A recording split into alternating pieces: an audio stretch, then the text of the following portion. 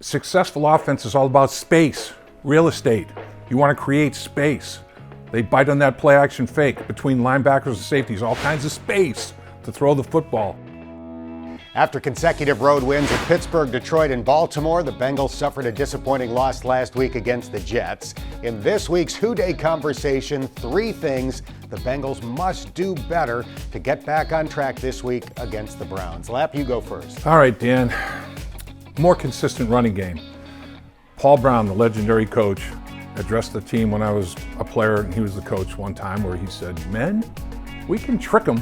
We can try to trick them with formations and all this fancy stuff, but at some point you have to block and tackle." Inconsistent running game. Some weeks pretty good, other weeks like against the Jets. And when your defense is struggling, like the Bengals defense was struggling to get off the field, run the ball, eat some clock, keep them on the sideline, give them a break. Plus, the trickle-down effect, not just helping your defense.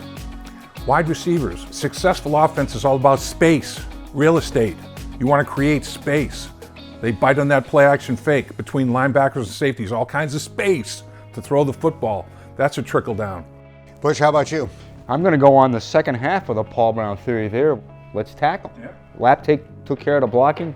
Let's tear the tackling. I mean, you don't need to be a brain surgeon or to be even Paul Brown and to know that their inability to tackle killed them against the Jets. The last 4 games they've played Cleveland, they've allowed I think an average of 129 yards rushing. Once upon a time, this series was known for the Bengals crunching the Browns in the run game. Happened every year. It was Corey Dillon, it was Rudy Johnson. Larry Johnson came off the bench. His one game as a Bengal got 100 yards against Cleveland. Everybody got 100 yards against Cleveland.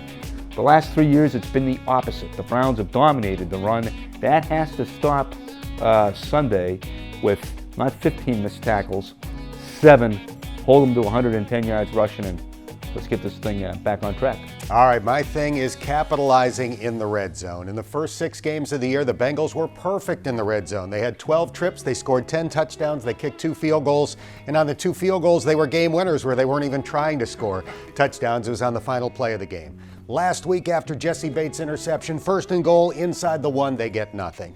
Later, after Tyler Boyd's long pass to Joe Mixon, 1st and goal at the 7, they settle for a field goal. If they get a touchdown on either of those red zone trips, they win the game. They've got to get back to being efficient and scoring touchdowns in the red zone. Block, tackle, capitalize. 3 things the Bengals must do better to beat the Browns this week.